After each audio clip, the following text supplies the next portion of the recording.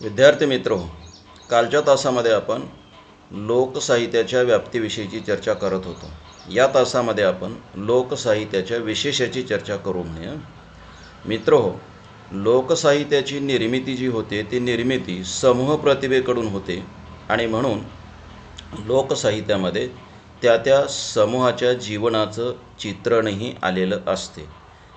पहा की एकाच प्रकारच्या सांस्कृतिक अशा वातावरणामध्ये जगणाऱ्या किंवा सांस्कृतिकदृष्ट्या एकाच प्रकारची मानसिक जडणघडण ज्या समूहातील माणसांची झालेली असते किंवा ज्या समूहाची झालेली असते, अशा समूह मानसिकतेतून किंवा अशा समूह प्रतिभेतून लोकसाहित्याची निर्मिती होते.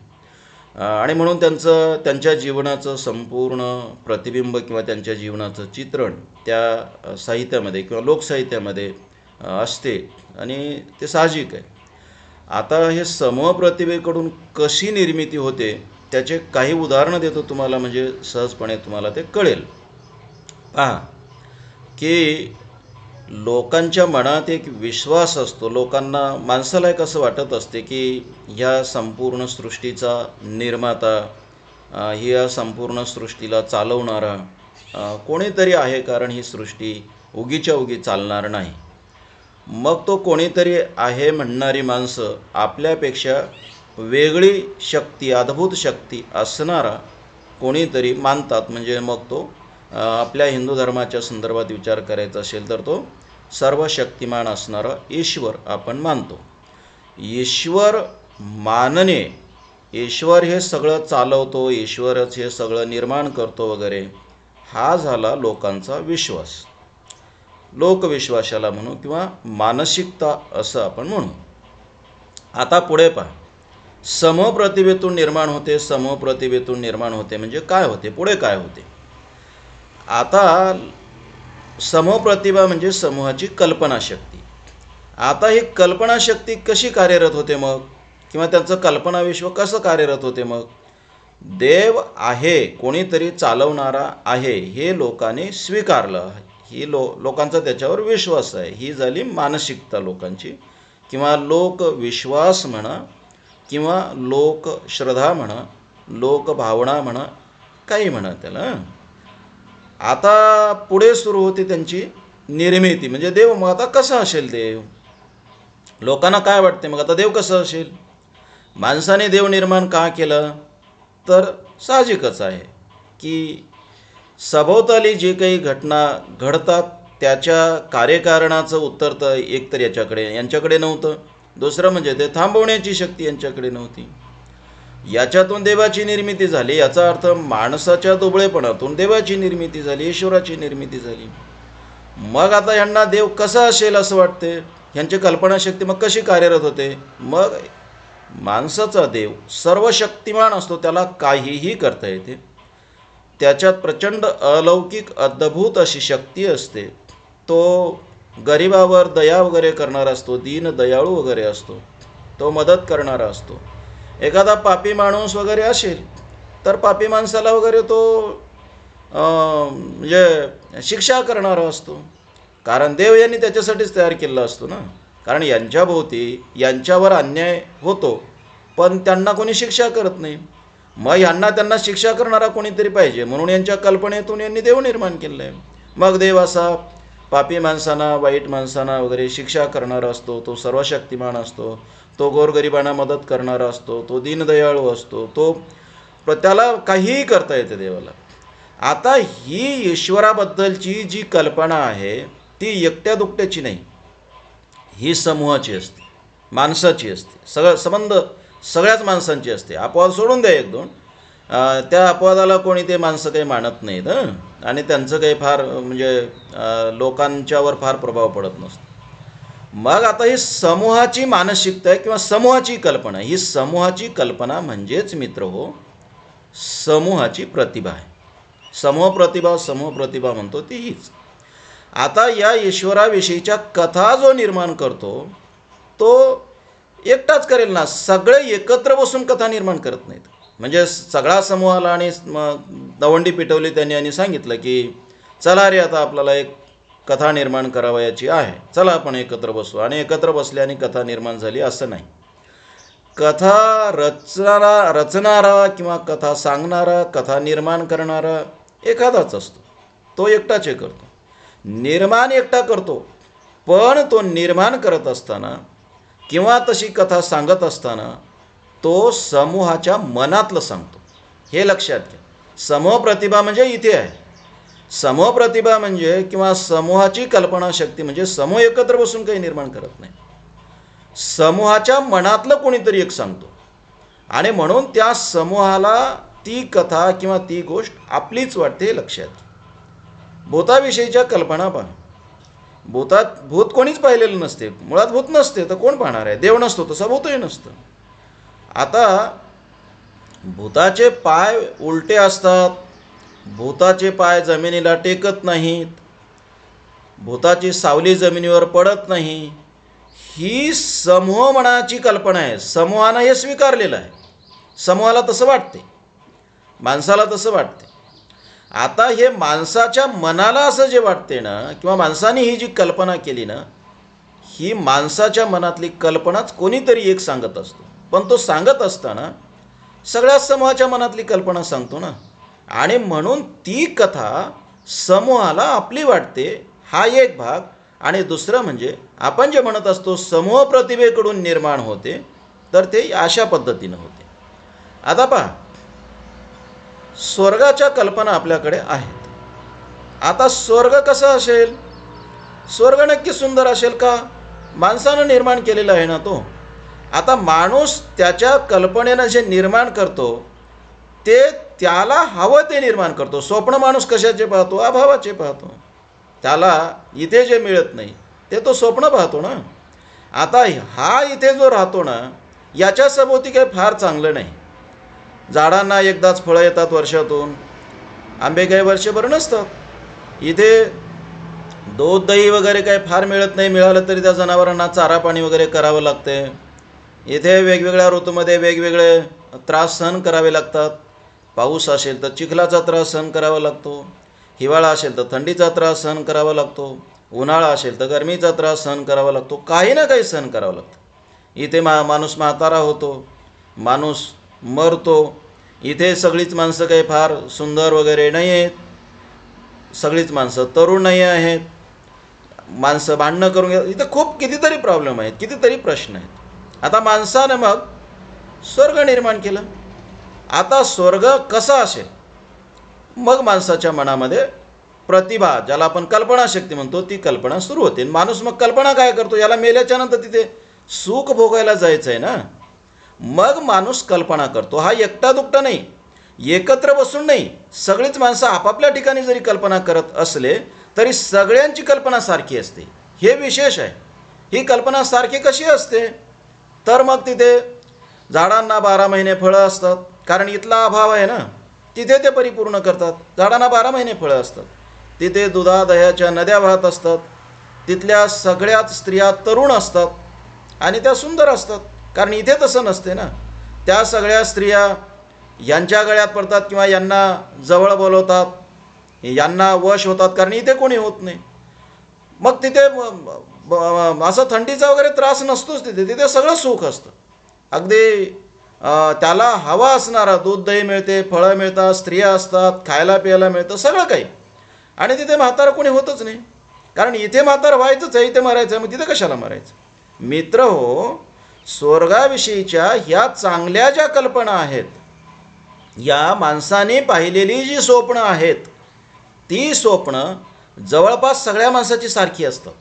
ते एकत्र बसून स्वप्न पाहत नाहीत, ते स्वप्न ज्याच्या त्याच्या ठिकाणीच पाहतात. पण सगळ्यांच्या स्वप्नात एक समान असा धागा आहे. का? कारण सांस्कृतिकदृष्ट्या सगळ्यांची मानसिक जडणघडण सारखीच झालेली आहे. म्हणून सगळ्यांची मानसिकता जवळपास एकमेकाशी मिळती जुळती असते. मग समूह प्रतिभा म्हणजे काय? मग ह्यांच्या कल्पनेत जो स्वर्ग आहे ना, त्या स्वर्गाच्या कथा कोणीतरी निर्माण करतो, तो एकटाच असतो.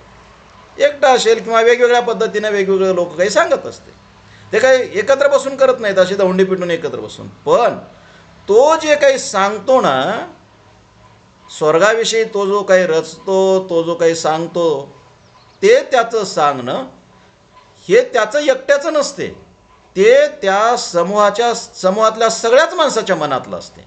यालाच म्हणतात समूह प्रतिभा. आणि म्हणून मग या माणसांना काय वाटते? ह्या माणसांना स्वर्गाविषयीच्या कथा आपल्याच वाटतात, खऱ्याही वाटतात, कारण यांच्याच मनातलं असतं ना ते. ही आहे समूह प्रतिभा. पहिल्यांदा समूह मानसिकता असते, त्यांचा एक विश्वास असतो की स्वर्ग आहे, हा समूहाचा विश्वास, समूहाची श्रद्धा म्हणा, विश्वास म्हणा, मानसिकता म्हणा, काही म्हणा. आता तो कसा असेल हे वेगवेगळ्या माणसांनी वेगवेगळ्या कल्पना केल्या, तो सुंदरच असेल. मग वेगवेगळ्या माणसाच्या मनातल्या ज्या कल्पना आहेत ना, त्या कल्पनेला कोणीतरी आकार देतो, तो कथा रचतो. मग ती कथा साहजिकच आहे, त्या सगळ्यांच्या मनातली असते, त्या सगळ्यांना चांगली वाटते, विशेष म्हणजे आपली वाटते, कारण त्या माणसाची तशी सांस्कृतिक जडणघडण झालेली आहे. आणि म्हणून त्या सगळ्या माणसांची मानसिकता जवळपास मिळती जुळती असते. याच्यापेक्षा वेगळी जडणघडण झालेली असेल तर वेगळे वाटेल ना. आपण पाहतो ना की आदिवासी समूहामध्ये आपण पाहतो की मेलेला जो माणूस आहे, त्यांचा जो पूर्वज आहे, तो पूर्वजच आपल्यावर कृपादृष्टी ठेवतो आणि आपल्यावर आलेली संकटं तो टाळतो. अशा पद्धतीची त्यांची कल्पना, ते पूर्वजांची पूजा करतात. साहजिक आहे ना. मग त्यांच्या मनाची जी जडणघडण आहे, ती जडणघडण तशी झालेली आहे. ते पूर्वजांच्याबद्दल अशाच कल्पना करतात. कशा कल्पना करतात? की त्यांचा मेलेला जो पूर्वज आहे तो सर्वशक्तिमान असतो, कारण त्यांनी देव न मानता तो मानला ना. मग आपला जो देव असतो तशा पद्धतीचा तो असतो. मग तो सगळंच काही करत असतो. आपल्याकडे देवाने खूप काही चमत्कार केल्याचे वगैरे आपण कथा सांगतो ना, तसं त्यांचा पूर्वज तशा पद्धतीचा करतो, ते त्यांच्या कथा सांगतात. मानसिक जडणघडण किंवा त्यांची जी कल्पना आहे ती थोडी वेगळी आहे, तर ठीक आहे ना, तशाच पद्धतीचं. पण तरी लक्षात हे घ्या की त्यांच्या पूर्वजाविषयी ज्या कल्पना असतात त्या सगळ्यांच्या सारख्याच असतात. कथा एकानं जरी सांगितली तरी तो सगळ्यांच्या मनातली सांगत असतो, हे या अर्थानं. नरकाच्या कल्पना अशाच. माणसानं नरक आहे ही कल्पना केलेली आहे, कारण माणसाला इथे पहा, माणसं पाप करतात, माणसं वाईट वागतात असं माणसाला वाटते ना. प्रत्येक माणसाला आपण वगळून बाकीचे माणसं वाईट वागतात, बाकीचे माणसं पाप करतात असं वाटत असतं. आता ह्या माणसांना शिक्षा करणारा कोणीतरी पाहिजे ना. आता ठीक आहे, न्यायालय वगैरे आहे, तिथे शिक्षा होईल न होईल, पण ठीक आहे. पण पूर्वी असं काय नव्हतं. मग आता माणसाला असं तर वाटणार ना की ह्याला शिक्षा तर झाली पाहिजे. मग आता शिक्षा करणारा कोण? मग माणसाने मेल्याच्या नंतर याला शिक्षा होते यावर विश्वास ठेवला. हा आहे लोकविश्वास, की माणसाला मेल्याच्या नंतर शिक्षा होणारच आहे. कसं होणार आहे? मग माणसाने त्याच्या कल्पनेने निर्माण केलं आहे. एक चित्रगुप्त आहे, तो आपल्या खांद्यावर बसूनच असतो आणि तो आपल्या चांगल्या वाईट वागण्याच्या नोंदी करत असतो आणि मेल्याच्या नंतर मग तिथे नोंदी पाहिल्या जातात आणि मग येम त्याच्या पद्धतीनं प्रत्येकाला शिक्षा देतो. हा आहे लोकविश्वास मित्र. ठीक आहे, हा याच्यावर लोकांची श्रद्धा आहे. आता मग तो नरक कसा असेल, इथे लोकांची कल्पनाशक्ती किंवा प्रतिभाशक्ती कार्यरत होते. आता तो कसा असेल? मग लोक मग कल्पना करतात की मग नरकात गेल्याच्या नंतर तिथे तुम्हाला मग तापलेल्या पत्र्यावरून चालवलं जाईल. ही लोकांच्या कल्पनेतून निर्माण झालेलं आहे. का? इथे लोकांना माहीत आहे ना की उन्हाळ्यामध्ये साध्या मातीवरून चालताना यांचे पाय कसे पोळतात हे यांना माहीत आहे. मग यांनी कल्पना केली, मातीवरून न चालवता यांना, फुफुर्ड्यातून न चालवता यांना तापलेल्या पत्र्यावरून चालवायचं. अधिक त्रास झाला पाहिजे ना, कारण यांनी पाप केले, त्याच्यावर त्यांचा प्रचंड राग आहे. ही अशा पद्धतीनं तापलेल्या पत्र्यावरून चालवण्याची जी कल्पना आहे माणसाची, ती कल्पना इथल्या सगळ्याच माणसाच्या मनात असते, कारण या सगळ्याच माणसाचे अनुभव जवळपास सारखे असतात. आता ही यांची कल्पना, किंवा तिथे मग माणसाला करवतीनं कापलं जाईल, कारण त्याचा प्रचंड त्रास होतोय लोकांना माहीत आहे, कारण यांनी पाहिलं आहे ना, यांनी तसं केलेलं आहे. यांनी कोंबडे बकरे कापलेले आहेत. या कोंबड्या बकऱ्याला कापल्याच्या नंतर ते कसे तडपडतात हे यांना माहीत आहे. मग माणसाला तिथे कापण्याची शिक्षा, यांची ही कल्पनाशक्ती. मग अशा पद्धतीची यांची जी कल्पनाशक्ती असते किंवा हे जे यांची प्रतिभा आहे, ही जवळपास इथल्या माणसांची जवळपास सारखी असते. घाणीमध्ये टाकून द्यायचं, रवरव आपण ज्याला म्हणतो, घाणीमध्ये टाकून द्यायचं, कारण इथे यांनी घाण पाहिलेलीच आहे. अगदी गावाच्या भोवती जरी पाहिलं तरी पावसाच्या दिवसामध्ये प्रचंड घाण असते. माणसाला ते किळसवान वाटतं. आता मग हे शिक्षा काय करणार? यांच्या मनामध्ये पहा कल्पना कशा येतात की एखादा पापी माणूस असेल तर पापी माणसाला तिथे आपण अशा घाणीमध्ये टाकून देऊ, रवरवामध्ये टाकून देऊ. मग त्याला तिथे खूप म्हणजे वाईट वाटेल किंवा त्याला ते त्रासदायक असेल, कारण त्रास द्यायचे. आणि मग त्याने ते रवरव वगैरे निर्माण केलं. ठीक आहे मित्र, अशा पद्धतीच्या ह्या नरकाच्या ज्या कल्पना असतात ना, ह्या कल्पना प्रत्येक माणूस आपापल्या पद्धतीनं एखाद्या समूहाची जी समान पद्धतीनं जी मानसिक जडणघडण झाली असते ना, त्या समूहातले सगळे सदस्य आपापल्या पद्धतीनं अशा पद्धतीच्या या कल्पना करतात किंवा अशा पद्धतीनं त्यांची प्रतिभा कार्यरत झाली असते. ही जी त्यांची प्रतिभा आहे किंवा ही जी त्यांची कल्पनाशक्ती आहे ना मित्रो, ही कल्पनाशक्ती जवळपास सारखी असते. आणि मग त्याच समूहातला एखादा जो माणूस असतो तो माणूस या नरकाच्या कथा रचतो. आता या नरकाच्या कथा तो जो रचतो ना, तो रचत असताना त्याची कल्पनाशक्ती अशीच असते, म्हणून तो अशीच कथा रचतो. आता अशीच कथा रचल्याच्या नंतर मग ती कथा आपण काय म्हणत असतो, समूह प्रतिभेनं निर्माण केली. समूह प्रतिभेनं निर्माण केले नाही, म्हणजे समूह एकत्र बसून निर्माण नाही केले, पण समूहाच्या मनामध्ये जे आहे ते तो कोणीतरी बोलत असतो, या अर्थानं ती समूह प्रतिभा आहे. आणि मग ती कथा पुढे काय होते, तशी मग ती कथा पुढे सगळ्याच लोकांना आपलीच वाटते. ती आपली म्हणून ते जपतात, त्याच्यावर ते अधिकार सांगायला लागतात. मित्र हो, हे कथेच्या बाबत मी सांगितलं. अशाच पद्धतीनं बाकीच्याबद्दल होतं. म्हणजे एखादा प्रचंड असं वास्तू आहे, एखादा वाडा आहे किंवा एखादं मंदिर आहे समजा. आता ते जे मंदिर आहे ते मंदिर मोठमोठे दगड हे करून बांधलेलं आहे. आता समूहाला माहीत नसते हे मंदिर कसं बांधलं, कोण बांधलं, काहीच माहीत नाही. 400-500 वर्षापूर्वीचं वगैरे असेल. मग समूह सांगत असतो राक्षसांनी बांधलं. हे समूहाच्या मनातली कल्पना आहे. समूह सांगतो, कारण समूहाला कोणालाच माहीत नाही. मग सगळ्यालाच वाटते हे राक्षसांनी बांधलं असेल किंवा काही ठिकाणी पांडवांनी बांधलं वगैरे असं म्हणत असतात. मग समूहाच्या मनातलं हे जे तो कोणीतरी मग काय करतो, एखादी कथा रचतो की हे असं असं मंदिर आहे, इतक्या वर्षापूर्वी मग इथे रात्री राक्षस आले, रात्री मग राक्षसांनी ते बांधलं, मग ते रात्रीतूनच बांधून काढलं, मग सकाळी दिवस उगवल्याच्या नंतर ते निघून गेले वगैरे वगैरे. आता हे कथा एकानेच निर्माण केलेली असते. पण मित्र हो, कथा जरी एकानं निर्माण केली तरी ही कल्पना जी आहे ती कल्पना त्या समूहाच्या मनात असते. आणि म्हणून ही कथा समूह निर्मित किंवा समूह प्रतिभेतून आलेली आहे असं आपण म्हणू शकतो. हे असंच होतं. घरं कसे असावेत, देवांची प्रतिकृती कशी असावी, मूर्ती कशी असावी, समूहाला वाटतं. समूहाला वाटलं, समूह तसे रचतो किंवा तशा पद्धतीने निर्माण करतो. यालाच म्हणतात समूह प्रतिभा. कृपया तुम्ही हे लक्षात घ्या की समूह प्रतिभा म्हणजे समूह एकत्र बसून सामूहिक पद्धतीनं काही निर्माण करतो असं काही नसते. पण समूहाच्या मनात जे असते ते त्याला कोणीतरी एक जण आकार देतो, हे लक्षात घ्या. तो जो त्यानं आकार दिलेला आहे, मग लोकभ्रमाला असो, अंधश्रद्धेला, रीतिरिवाजाला, कशालाही असो, तो आकार, त्यानं दिलेला आकार लोकांना आपला वाटतो. आता जागरण केल्यामुळे किंवा गोंधळ घातल्यामुळे देवी प्रसन्न होणार नाही किंवा तो खंडोबा वगैरे काही प्रसन्न होत नसतो जागरण केल्याने. पण लोकांना असं वाटतं ना की आपल्या सभोवताली जी शक्ती आहे किंवा ईश्वर रूप जे आहे किंवा ईश्वर जो आहे तो अशा पद्धतीने त्याचा पूजापाठ केल्यानं वगैरे काहीतरी केल्यानं प्रसन्न होतो. मग माणसं त्याची पूजा वगैरे करण्याच्या कल्पना करतात. कोणीतरी त्याला आकार देतो की त्याची पूजा कशी करायची, जागरण कसं घालायचं, त्याचे तो गीतं वगैरे रचतो. त्याच्यामध्ये ज्या कल्पना येतात त्या समूहाच्या मनातल्या येतात. तो समूहाच्या मनातलं बोलतो. समूहाला मग ते आवडतं आणि समूहाला ते आपलंच वाटतं.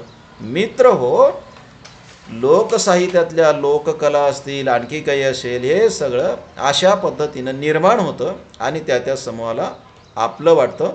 यालाच समूह प्रतिभेतून निर्माण होणं असं म्हणतात.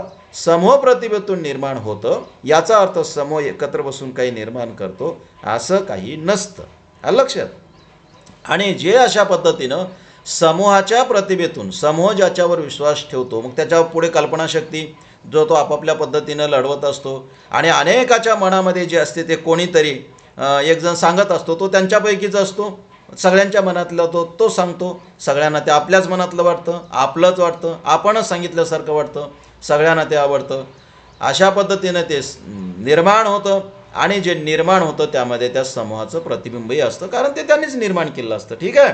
तेव्हा लोकसाहित्यातून अशा पद्धतीनं लोकांच्या मानसिकतेतून किंवा लोकांच्या मानसिकतेला आकार दिला जातो आणि विशेषतः मित्र हो अशा लोकसाहित्यामध्ये त्या समूहाच्या जीवनाचा आविष्कार होत असतो, कारण त्यांच्या जीवनातूनच ते निर्माण झालेलं असतं. म्हणून ते साहजिकच आहे त्या साहित्यामध्ये त्यांच्या जीवनाची अभिव्यक्ती होते, त्यांच्या जीवन प्रणालीचा आविष्कार होतो. लक्षात घ्या, आपण जे कालच्या तासामध्ये म्हणत होतो की संस्कृती ही जी असते, माणसाची जीवन जगण्याची पद्धती जी असते, ती पद्धती साहजिकच आहे. त्यांच्या अशा पद्धतीनं लोकसाहित्यातून किंवा ते ज्या ज्या घटकाची अभिव्यक्ती करतात त्यातून त्यांची जीवन प्रणाली ही अभिव्यक्त होते. लक्षात घ्या मित्र, लोकसाहित्याचा निर्माता कोण हे सांगता येत नाही. म्हणजे समूहाला असं वाटते, समूहाच्या मानसिकतेला किंवा समूहाला जे वाटतं त्याला कोणीतरी आकार देतो. तो आकार कोणी दिला, कोणी रचलं हे काही माहीत नसतं, कारण मौखिक परंपरा असल्यामुळे त्याला काही नाव लिहिता येत नाही, तिथं कोरून ठेवता येत नाही. जसं आपण पाहतो आता अलीकडे एखाद्याने कथा रचली, तो काय करतो, आपलं नाव लगेच लिहितो ना तिथे की याची कथा आहे. उदाहरणार्थ पहा, नेमाडेंनी कोसला कादंबरी लिहिली, त्या कोसला कादंबरीवर त्यांचं नावच आहे ना. किंवा वि स खांडेकरांने ययाती नावाची कादंबरी लिहिली, त्या कादंबरीवर त्यांचं नावच आहे. किंवा मृत्युंजय नावाची कादंबरी शिवाजी सावंतांनी लिहिली, त्या कादंबरीवर त्यांचं नावच आहे ना. आता हे लिखित आहे, आता लिखित असल्यामुळे त्याच्यावर नाव असल्यामुळे दुसरं कोणाला अधिकार सांगता येत नाही आणि त्यांना ते तसं करता आलं. पण जिथं मौखिक परंपरा असते तिथे अशा पद्धतीनं आपली नाममुद्रा उमटविण्याचं किंवा आपलं नाव लिहिण्याची सोय कुठे आहे? कोणीतरी त्याच्या पद्धतीनं एखादी कथा किंवा एखादी गोष्ट सांगतो, एखादी बाब निर्माण करतो. एखादा वाडा निर्माण केला असेल, एखादे दुसरे कुंभारानं एखादा मडकं घडवलं असेल, एखाद्याने घर बांधलं असेल, काही असेल, पण त्याच्यावर त्याचं नाव कुठं आहे की हे यांनी केलेलं आहे? काही नाव नसतं. आता काही नाव नसल्यामुळे त्याचा निर्माता कोण आहे हे सांगता येत नाही. मग तो समूह काय करतो, आम्हीच निर्माते आहोत अशा पद्धतीनं तो सांगत असतो. निर्मितीचे श्रेय साहजिकच आहे त्या समूहाला मिळत असते. म्हणजे पहा, आपण जेव्हा म्हणतो भारतीय लोककथा, आता भारतीय लोककथा म्हणजे जेव्हा केव्हा त्या लोककथा निर्माण झाल्या तेव्हा काय सबंध भारतीय समाज एकत्र बसून त्या लोककथा निर्माण करत होता का? नाही, निर्माण कोणीतरी एकट्या दुकट्यानेच केलेलं आहे. पण तिथे समूहाची मानसिकता आली आहे, समूहाच्या मनातलं तो बोललेलं आहे. आणि आता मात्र भारतीय माणसं ते आमच्या लोककथा असंच म्हणतात. आदिवासी समूहामध्ये पहा, लोककथा असतील, मिथकं असतील वगैरे, तर ते समूह हे आमच्या लोककथा असंच म्हणतात ना.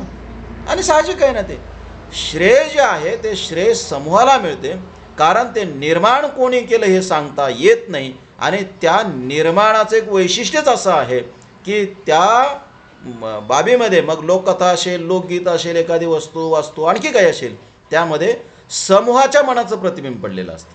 आणि म्हणून साहजिकच आहे ते समूहाला आपलं वाटतं आणि ते आम्हीच निर्माण केलेलं आहे अशा पद्धतीचं समूह सांगत असतो.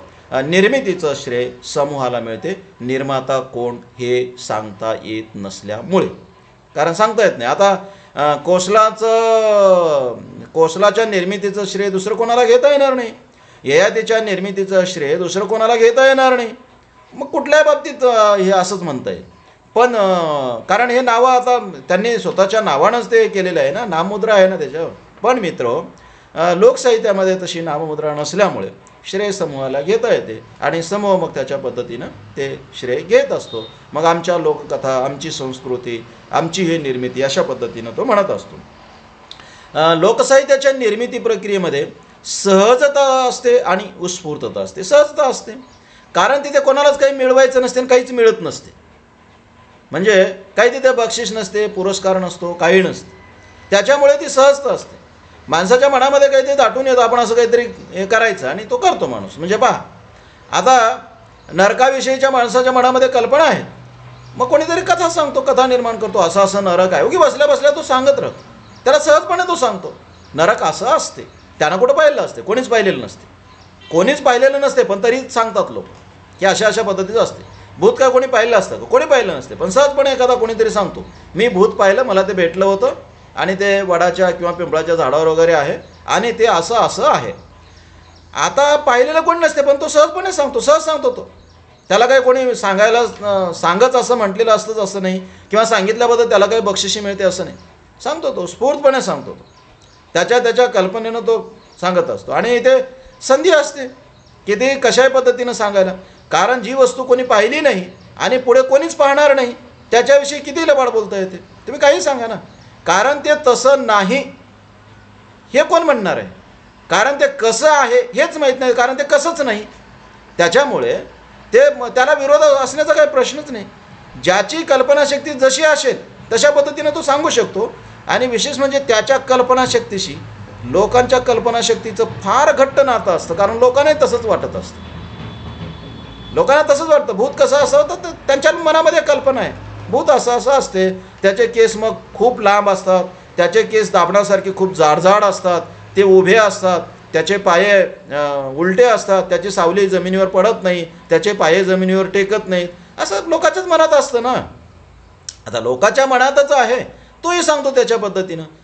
सहजता असते. सांगायचं ते हे मला की लोकसाहित्याच्या निर्मिती प्रक्रियेमध्ये सहजता आहे. हे केवळ इथेच आहे असं नाही मित्र, बाकी सगळ्याच गोष्टीमध्ये म्हणजे फार तिथे काटेकोरपणा वगैरे आहे, किंवा फार कोणाला तरी काही द्यायचं आहे, किंवा काहीतरी बक्षिशी आहे, किंवा कोणाला तरी जबरदस्ती केली आहे असं काही नाही. आणि उत्स्फूर्तता असते. तो आनंदानं अगदी उत्स्फूर्तपणे सांगतो. म्हणजे पहा, एखादे लोक हे जसं कथेच्या बाबत वगैरे होतं तसं पहा, लोकनृत्य असेल, नाचायचं आहे लोकांना, नृत्य करायचं आहे, तर नाचण्यामध्ये सहजता असते, फार काटेकोरपणा नसते. आज जसं आपण पाहतो ना की चित्रपट असेल, नाटक असेल, पहिल्यांदा रिहर्सल म्हणजे पहिल्यांदा तयारी करायची आणि मग ती कृती करायची, भरपूर तयारी करायची, साधी चूकसुद्धा होऊ द्यायची नाही. हे जे कृत्रिमपणा आणि नेमकेपण आहे ना, हे अलीकडच्या याच्यामध्ये जसं दिसते ना तसं लोकसाहित्यामध्ये नाही. म्हणजे समजा नाचायचं आहे, तर नाचण्यासाठी काही लोक शिमग्याचा नाच आहे किंवा आणखी कुठलं आहे त्याच्यासाठी काही पहिले फार तयारी करतात आणि मग नाचतात असं बिलकुल नाही. सहजपणे चला आता सण आहे, नाचायचं आहे, नाचतात. थोड्याफार चुका होत असतील ना, काही माणसं चुका करत असतील, कोणी लक्षात घेत नाही तेवढ्या चुका काही. आणि उत्स्फूर्तता असते तिथे नाचण्यासाठी किंवा त्या याच्यामध्ये सादर म्हणजे सामील होण्यासाठी कोणी काही पैसे देत नाही. म्हणजे चित्रपटामध्ये एखादा नायक असेल तर त्याला जसे मानधन मिळते तसं इथे काही नाही, कोणाला काही मानधन वगैरे मिळत नसते. त्या समूहाची ती कला आहे, ते सगळे सामील होतात, सहजपणे ते नाचतात आणि उत्स्फूर्तपणे नाचतात. त्याला काही फार वेगळेपणे उत्स्फूर्तपणे अगदी घाम येईपर्यंत ते नसतं. मित्र हो, ही सहजता आहे आणि उत्स्फूर्तता आहे. सहजता आणि उत्स्फूर्तता लोकसाहित्याचं विशेष आहे, लोकसाहित्याच्या लक्षण आहे, लोकसाहित्याच्या स्वरूपाचा एक भाग आहे. हे आपण लक्षात घेतलं पाहिजे. लोकनृत्य असेल, बाकी चित्रकला असेल, काय असेल, तिथे सुद्धा तुम्हाला अशी सहजता दिसते आणि उत्स्फूर्तता दिसते. एखादं लोकगीत गायचं आहे, गाणं म्हणायचं आहे, तिथे सुद्धा तुम्हाला हेच लक्षात येईल, सहजता आहे, उत्स्फूर्तता आहे. माणसं अगदी मनातून तिथे त्या ह्याच्यामध्ये सामील होतात आणि ती कला सादर करतात.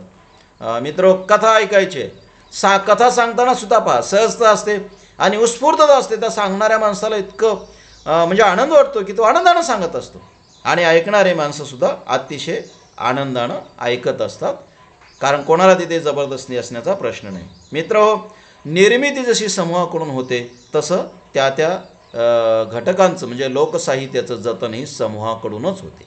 म्हणजे हजारो वर्षापूर्वी निर्माण झालेली लोककथा लिहिलेली नसताना सुद्धा टिकून आहे. अशा अनेक लोककथा टिकून आहेत. आपल्याकडेच आहेत असं नाही, जगभराच्या समूहामध्ये टिकून आहेत. आणि जगभराच्या समूहामध्ये असं वेगवेगळे घटक आहेत. लोककथा आहेत, लोकनृत्य आहे, कुठलंही लोकभ्रम आहेत, लोकविश्वास आहे, अज्ञान असेल किंवा आणखी काही असेल, सगळं जगभरच्या अरेबियन नाईट्स वगैरे या आहेतच ना कथा. का आपल्याकडेच आहेत असं नाही, जगभरच्या समूह. जगभरचा कुठलाही समूह असो, कुठलाही समूह मुका नव्हता हे लक्षात घ्या. तो बोलायला शिकला, त्यांची भाषा आहे आणि ते त्यांच्या पद्धतीने बोलायला लागले, कथा सांगायला लागले, त्यांच्या पद्धतीने त्यांनी वेगवेगळ्या घटकांची निर्मिती केली. जगण्यासाठी त्यांना ते आवश्यक होतं.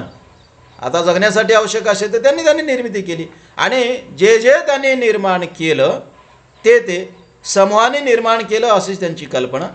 महत्त्वाचं म्हणजे हे मित्र हो, आपल्याला जो विशेष इथं नोंदवायचा आहे तो हा, की लोकसाहित्याचं जतनही समूहाकडूनच होते. समूह आपोआप करतो तो, आणि हजारो वर्ष तो त्याच्या ज्या कल्पना आहेत, त्याची जी निर्मिती आहे, ते तो जतन करत असतो. तो जतन करतो, हे लक्षात घ्या. म्हणजे आजही हजारो वर्षांपासून जे लोकनृत्ये आदिवासी समाजामध्ये वगैरे जे करतात, त्या लोकनृत्यांची परंपरा, सणोत्सवाची परंपरा आजही आहे ना. आजही ते सणोत्सव करतात ना. त्यांच्या जत्रा यात्रा आहे, सणोत्सव आहेत, ते आजही करतात. त्यांच्या परंपरा आहेत, रूढी आहे, रीतिरिवाज आहे, ते आजही जपतात. ते जपतात म्हणजेच जगभराचे समूह जपतात. आपणही जपतो ना. कितीतरी वर्षांपूर्वी कधीतरी बैलांची पूजा करण्याची प्रथा रूढ झाली असेल. नंतर आपण पोळ्याच्या निमित्तानं ती प्रथा आजतागायत चालू ठेवलेली आहे. तेव्हा अशा पद्धतीनं ते आपोआप जतन होते. हे जतन करण्यासाठी जाणीवपूर्वक काही वेगळे प्रयत्न करण्याची आवश्यकता नसते. म्हणजे याला काही कायदा वगैरे करण्याची गरज नसते, आणि याला काही कोणाला काही देण्याची सुद्धा गरज नसते. समूह आपोआप ते जतन करत असतो. म्हणजे शिमगा कितीतरी वर्षापासून, होळी कितीतरी वर्षापासून होत आलेली आहे. आता होळीचं अशा पद्धतीनं जतन करा, असा तुम्हाला भारतीय राज्यघटनेत असा काही कायदा, असं काही कलम दिसत नाही.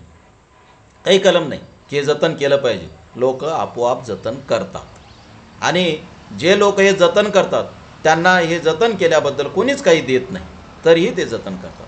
म्हणजे आपले सणोत्सव असेल, जत्रा यात्रा असेल, आपल्यातल्या कल्पना असतील, आपल्या लोककथा असतील, आपली लोकगीतं असतील, हे निर्माण सहज झाले. समूहाला ते आपले वाटले, समूहाने ते जपले. त्यांच्या समूहांची अभिमान वाटतो समूहाला, हे आपलं आहे, आणि ते जपत असतो. आणि कितीतरी वर्षापासून समूह ते जपत आलेलं आहे. मित्र हो, लोकसाहित्याच्या जतनात आणि संक्रमणात पारंपरिकता असते. जतन केलं जातं ते कसं केलं जातं? पारंपरिक पद्धतीनं केलं जातं.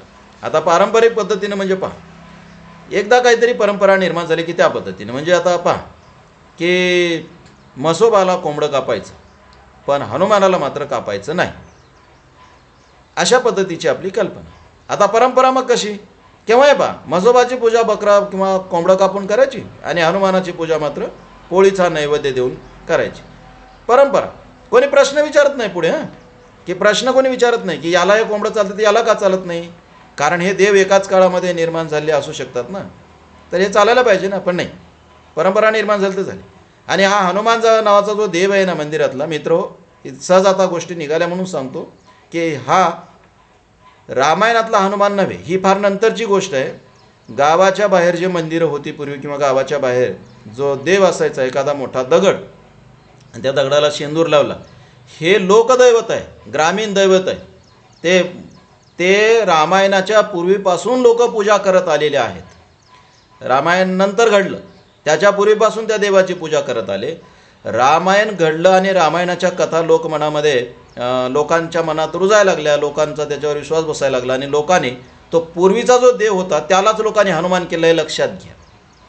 म्हणजे मुळात तो काही हनुमान नव्हे, नंतर ते हनुमान लोकांनी केलं ते, कारण ही कथा लोकांना आवडली की लोकांनी त्या देवाचं रूपांतर हनुमानामध्ये केलं. मित्र, हे खूप विस्ताराने साळुंके सरांनी बळीवंशमध्ये ही मांडणी केलेली आहे. तुम्ही वाचू शकता, समजून घेऊ शकता. ठीक आहे. पण मला हे म्हणायचं आहे की परंपरा कशी असते. मग परंपरा अशा पद्धतीने की आता चला, म्हसोबाला कोंबडं चालते, आणि या मारुतीला मग पोळीचा नैवेद्य वगैरे चालतो.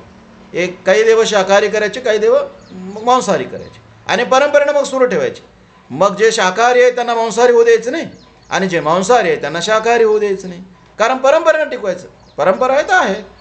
आता मग कुठलीही गोष्ट असेल, हे अशाच पद्धतीनं. आता आषाढीची एकादश आहे, किंवा आषाढीला पंढरपूरला यात्रा भरवायची, विठोबाची यात्रा आषाढीला भरवायची. आषाढीलाच का? म्हणजे इतर याच्यात भरवा ना, पण नाही, परंपरा निर्माण झाली ना. आता आषाढी कार्तिकीची यात्रा, तर परंपरेनं चालायचं. म्हणजे पारंपरिकता असते, हे बदलत नाही. स्त्रियांनी केस वाढवायचे, पुरुषांनी काढायचे. स्त्रियांनी वाढवायचे ते स्त्रियांनीच वाढवायचे. परंपरा निर्माण झाली. स्त्रियांनी कुंकू लावायचं, ते सौभाग्याचं लेणं आहे. परंपरा एकदा निर्माण झाली की ते जपायचं, ते हे करायचं नाही. लग्न विशिष्ट पद्धतीनं लावण्याची पद्धती ती तशी आहे तर तशीच करायची, तशीच ठेवायची. म्हणजे कुठलीही परंपरा एकदा निर्माण झाली की ती परंपरा तशीच टिकवायची. त्यात बदल करायचे नाही आणि प्रश्न विचारायचे नाहीत. हे असंच का, असा प्रश्न विचारायचा नाही. पहा, आपल्याकडे दक्षिणेकडे घराचं तोंड नसावं. कधी कोण काय सांगितलं कोणाच नाही. पण आता दक्षिणेकडे तोंड नसावं तर नसावं. प्रश्न विचारायचे नाहीत का नसावं. काय होतं, काहीच होत नाही. दक्षिणेकडे जर घराचं तोंड असेल तर काय होतं, काहीही होत नाही. पण आता परंपरा आहे तर परंपरा जतन करायची. मित्र हो, कुठल्याही गोष्टीमध्ये अशा पद्धतीने परंपरा निर्माण केली जाते आणि ती परंपरा जतन केली जाते.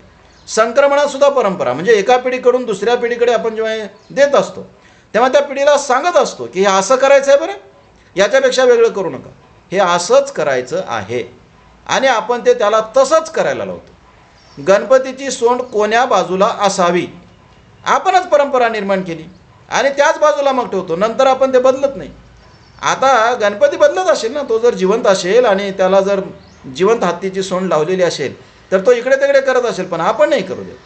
त्याच्या हातामध्ये काय द्यायचं, त्याला चार हातामध्ये काय द्यायचं आपण ठरवलं आणि परंपरेनं तेच देत राहतो.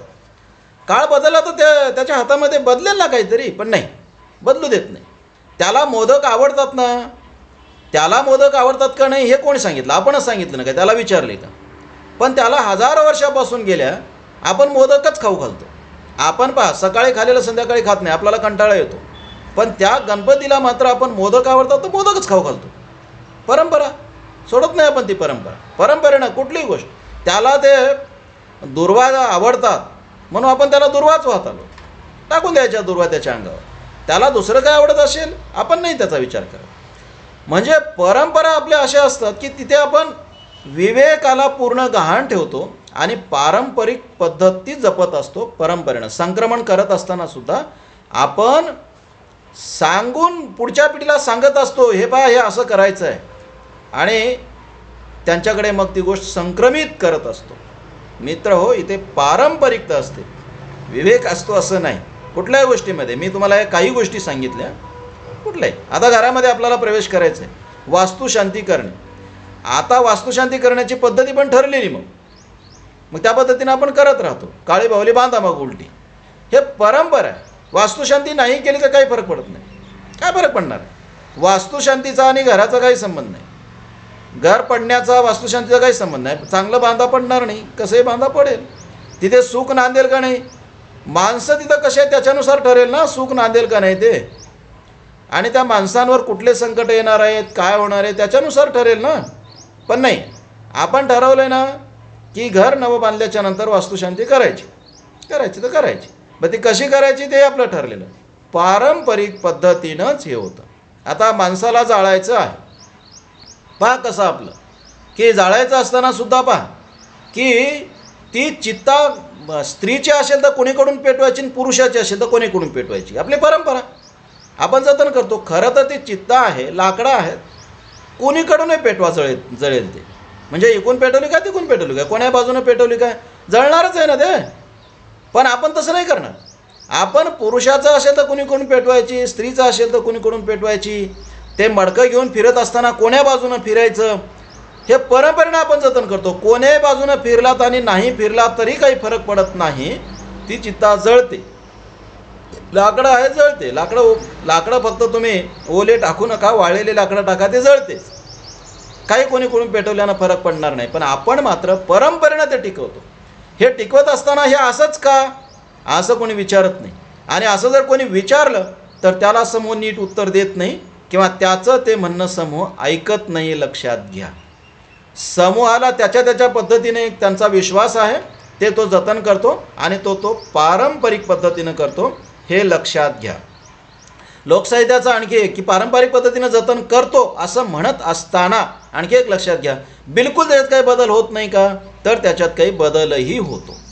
ते बदल कसे होतात, संक्रमणाच्या प्रक्रियेमध्ये देश काल परिस्थितीनुसार काही बदल होतात. समजा एखादी गोष्ट, एखादी बाब दुसरीकडे गेली तर तिथे त्याच्या पद्धतीने बदल होतो. म्हणजे एखादं पहा, जम्मू काश्मीरमधली कथा आपल्याकडे आली, कथा एका ठिकाणाहून दुसरीकडे जातात, याविषयी फार तुम्हाला वेगळं सांगण्याची गरज नाही. आता जम्मू काश्मीरवरची तिथे निर्माण झाली एखादी कथा आपल्याकडे आली, बदल कसा होतो पहा. जम्मू काश्मीरमध्ये त्या कथेमध्ये समजा एक प्रियकर आणि प्रियशी आहे, ते समजा तिथे बसलेले एखाद्या झाडाखाली बसलेले आहेत. आता तिथं जी झाडं आहेत ती झाडं, ती कथा जर मराठवाड्यात आली तर मराठवाड्यामध्ये ते झाड असणार आहे का? असणार नाही ना. ते समजा त्या सफरचंदाच्या झाडाखाली बसलेत किंवा सफरचंद खात आहे, ते झाड इथे मराठवाड्यात नाही. मित्र, बदल कसा होतो पा. कथा तीच राहते, आशय तोच राहतो. फक्त इथले जे जोडपं आहे, इथलं जोडपं आंब्याच्या झाडाखाली बसते आणि आंबे खातात. मित्र, लक्षात घ्या, देश काल परिस्थितीनुसार आपण बदल कसा करून घेतो ते थोडंफार बदलत असतं, म्हणजे बदल होत जातो. म्हणजे पहा, पूर्वी आता सीतेची कथा किंवा रामायण महाभारत किंवा पूर्वीच्या ज्या कथा आहेत त्या कथा जेव्हा किंवा हजारो वर्षापूर्वी सांगितल्या, तेव्हा त्या कथा मराठीमध्ये सांगितल्या असतील का? नाही ना, त्या त्यांच्या भाषेत सांगितल्या असतील ना. पण काही फरक पडत नाही. आपण त्या कथानंतर आपल्याकडे मराठी भाषा आली, आपण मराठी सांगतो. एवढंच नाही तर पूर्वीचा त्या कथेतला जो नायक आहे तो नायक समजा घोड्यावर बसून गेला असेल. आता काय होतं, कथा तीच राहते, आशय तोच राहतो. आपला नायक आता घोड्यावरून उतरतून हिरो होंडावर वगैरे बसू शकतो. कारण का? आता हिरो होंडा आली ना, हिरो होंडावर बसेल तो, काही फरक पडणार नाही. पूर्वीचा तो जो नायक आहे तो नायक, त्याच्या अंगावर कदाचित झाडाची साल त्यानं गुंडाळली असेल ना, तेव्हा कपडेच नव्हते तर तो झाडाची सालच गुंडाळेल. पण आता काय फरक पडत नाही. आपण त्याला मस्त सुटाबुटामध्ये ठेवून देतो, त्याला त्याच्या अंगावर सूट घालतो. हे मित्र हो, काळाच्या पार्श्वभूमीवर झालेले बदल आहेत. देशाच्या म्हणजे परिस्थिती बदलली की बदल होतात, ठिकाण बदलले की बदल होतात. म्हणजे एकीकडे पारंपरिकता असते, त्याच पद्धतीनं थोडेफार बदल होत असतात. हे बदल एवढ्या कमी वेगाने होतात, एवढ्या म्हणजे सहजपणे होतात की हे बदल होत आहेत हे सुद्धा लोकांना लक्षात येत नाही. म्हणजे सहजपणे होत राहतात. बदल होत आहे ते लक्षात न येता हे बदल होत राहतात. आणि मित्र हो, लोक तो बदल सहजपणे स्वीकारतात, काही म्हणजे तक्रार वगैरे करत नाहीत. पहा ना, लोकांपूर्वी देवाची पूजा करताना फुलं व्हायची, आता आपण काय करतो, प्लॅस्टिकचे फुलं वाहतो. ते एवढ्या सहजपणे होत आले, आपल्या लक्षातही नाही आलं की प्लॅस्टिकचे फुलं व्हायचे का नाही. 1000 वर्षापूर्वी माणसांनी स्वप्न तरी पाहिले असतील का आपल्या पूर्वजांनी की पुढे कधी काळी लोक प्लॅस्टिकचे फुलं वगैरे वाहतील किंवा असा कुठला तरी हार आणून एकदा गळ्यामध्ये लटकवला देवाच्या की तो महिनाभर चालेल, असं काही लोकांनी स्वप्न पाहिलं असेल का? नसेल पाहिलं ना. पण आपण ते करतो आता. म्हणजे मित्र हो, कुठलेही बदल हे काळाच्या ओघामध्ये होत राहतात. काळ बदलला की होतात किंवा एखादी ठिकाण बदललं की होतात, आणि इतक्या सहजपणे इतक्या कमी वेगाने होतात की त्या समूहाच्या सुद्धा लक्षात येत नाही. म्हणून तो समूह ते बदल विना तक्रार स्वीकारतो तो, आणि पुढे ते त्या गोष्टी चालत राहतात. एकीकडे पहा, त्याच्यामध्ये पारंपरिकता जपली जाते, पण पारंपरिकता जपत असताना सुद्धा तिथे काटेकोरपणा नसतो, हे लक्षात घ्या. महत्त्वाचं हे की काटेकोरपणा नसतो. कारण ही परंपरा कशी आहे, मौखिक आहे ना. लिखित असेल तर काटेकोरपणा असेल, कारण त्या लिहिण्यामध्ये आलेलं असेल ना, मग हे असंच तसं लिहिण्यामध्ये काहीच नाही. मौखिक आहे ना, मग आता साहजिकच आहे, मौखिक आहे तर इथे बदलाला सुद्धा वाव आहे. कारण लिखित रूप नाही, त्याची संहिता नाही, किंवा लिखित असं काही आपल्याकडे बांधीवपण असं काही नाही. आणि म्हणून समूह आपापल्या पद्धतीने स्वातंत्र्य घेत बदल करत राहतो. म्हणजे समजा एखादी लिखित कथा आहे, त्या लिखित कथेमध्येच आता एखादा जोडपं समजा एखाद्या विशिष्ट झाडाखाली बसलेलं आहे, त्या लिखित याच्यामध्ये बदल करायला संधी नाही. पण जी मौखिक असते त्या मौखिकमध्ये मात्र बदल करायला म्हणजे सहज शक्य आहे ना, संधी आहे ना. नावंसुद्धा आपण बदलून टाकतो ना. नायकाचे नावं तिकडची इकडे ठेवत नाही आपण. ते जे पदार्थ खाता त्या पदार्थाचे नावं तिकडची इकडे ठेवत नाही आपण. आपल्याकडे जो पदार्थ महत्त्वाचा असेल तो पदार्थ त्या कथेमध्ये आपण गुंफत असतो. हे बदल अशा पद्धतीनं होत राहतात. एकीकडे परंपरा जपली जाते पण त्याच्यात फार काटेकोरपणा नसतो, दुसरीकडे बदलही स्वीकारले जातात. आणि हे बदल एवढ्या हळुवारपणे होतात, कमी म्हणजे हळूहळू होत जातात की लोकांना फार लक्षात येत नाही, आणि लोकांची काही तक्रार नसते. लोक विना तक्रार हे बदल स्वीकारतात. मित्र, ही जी संक्रमणाची प्रक्रिया आहे, संक्रमणाच्या प्रक्रियेमध्ये घट होत असते तशी भरही पडत असते. मूळ जे आहे, लोककथा असेल किंवा आणखी कुठली गोष्ट काही बाबी असते, त्याच्यामध्ये काही गोष्टी कमी होतात आणि काही गोष्टी वाढत असतात. समजा जागरण आहे, जागरण कसं घालायचं, पूर्वी जे आपल्या पूर्वजांनी जागरण घातलं असेल त्याच्यामध्ये जशाला तसं राहत नाही. काही गोष्टी त्यातल्या म्हणजे मागे पडतात, ही घट आहे. काही गोष्टीची भर पडते, नव्या कथा रचल्या जातात, नवं एखादं गीत रचलं जातं, भर पडलेली आहे. घट होते तशी भरही पडते. आणि हे केवळ लोकसाहित्याच्याच बाबत घडते असं नाही, तर जे मौखिक परंपरेने येतं त्यामध्ये घडतं. पहा आपल्याकडे महाभारतामध्ये सुद्धा घडलेलं आहे ना. महाभारत जे व्यासाने रचलं मुळामध्ये, ते व्यासाने रचलेलं महाभारत फार तर 8-9 हजार श्लोक असण्याची शक्यता आहे. अभ्यासक असं सांगतात केवळ 8-9 हजार श्लोक होते मूळ महाभारतामध्ये. आणि ते जे महाभारत आहे त्या महाभारताचं नावसुद्धा जय नावाचा इतिहास असं होतं. नंतरच्या काळामध्ये काय झालं, नंतरच्या काळामध्ये मग मुळात जो व्यासमुनीने ते रचलं, नंतरच्या काळामध्ये ते वैशंपायन यांनी पुन्हा त्याच्यामध्ये भर टाकली आणि 8-9 हजार असणाऱ्या श्लोकाला पुन्हा त्यांनी 30-1 हजारापर्यंत नेलं, म्हणजे वाढवलं त्यांनी, भर टाकली. भर कशी पडत असते पण पुढे मग काय झालं, पुढे सौतीनं पुन्हा आणखी रचलं, त्याच्यामध्ये संस्करण केलं किंवा आणखी संपादन केलं आणि मग सौतीनं त्याच्यामध्ये पुन्हा नव्यानं भर टाकली. आणि आजचं जे महाभारत आहे त्या महाभारतामध्ये जवळपास 1 लाखाच्या आसपास श्लोकाची संख्या आहे. म्हणजे मला सांगायचं ते हे की 8-9 हजार असणारे श्लोक आपण कुठपर्यंत नेले, 1 लाखापर्यंत नेले. आणि आता त्याचं नावसुद्धा आपण बदलून टाकलं. जय नावाचा इतिहास म्हणण्याच्याऐवजी आपण आता महाभारत म्हणतो, कारण ते महा झालं ना, मोठं झालं ना. मित्र हो, महाभारतासारख्या ग्रंथामध्ये जर अशा पद्धतीनं भर पडत असेल तर साधी गोष्ट आहे, लोकसाहित्यातल्या बाकीचे जे घटक आहेत त्या घटकामध्ये सुद्धा भर पडेलच ना. जशी भर पडते तशी घटसुद्धा होते. काही गोष्टी काळाच्या याच्यावर निघूनही जातात ना, काही मागे पडतात, काही भर पडते. म्हणजे भर पडणे आणि घट होणे ही प्रक्रिया सुरू असते. मौखिक परंपरेमध्ये फारसं लक्षात येत नाही. आता महाभारत लिखित रूपात आलं, आता लिखित रूप म्हणजे कोणीतरी का असेना आता ते संकलित केलं, आता ते लिहिलं, आता त्याच्यामध्ये फार संधी नाही त्याच्यामध्ये पुन्हा काय आता हे करण्याची. मौखिक परंपरा जोपर्यंत होती तोपर्यंत अशा पद्धतीनं झालं. लोककथेमध्ये असंच होत असतं. आता लोककथेचं सुद्धा पहा, लोककथेसुद्धा आता संकलन होतं आहे. आता लोककथा संकलित केल्या जात आहेत ना. एकदा संकलित केल्या त्या लोककथा की उलट त्याच्यामध्ये नव्यानं भर पडणे अवघड होतं. पण जोपर्यंत मौखिक परंपरेनं सुरू असतं तोपर्यंत त्याच्यामध्ये घट आणि भर ही प्रक्रिया सातत्यानं सुरू असते. हे केवळ लोककथेत, लोकगीतात किंवा लोकवाङ्मयातच घडते असं नाही, बाकीतही घडते. एखादं समजा नृत्य आहे, लोकनृत्य आहे, नाचण्याची गेल्या 1000 वर्षापासूनची परंपरा आहे. काय होतं त्याच्यामध्ये एखादी जी पद्धत आहे, त्याच्यातली जी चाल आहे ती मागे पडते आणि नवीन पद्धतीने एखादी चाल त्याच्यामध्ये घुसवली जाते ना. आज आपण पाहतो ना, आज वारलीच्या ज्या लोककला आहेत, चित्रकलासुद्धा, त्या चित्रकलेमध्ये सुद्धा आता नव्यानं काही गोष्टी म्हणजे येत आहेत ना. किंवा आदिवासी समूह आहेत, समजा इथं मेळघाटामध्ये कोरकू आहे, कोरकूंच्या नाचण्यामध्ये नवी पद्धत येणार नाही का?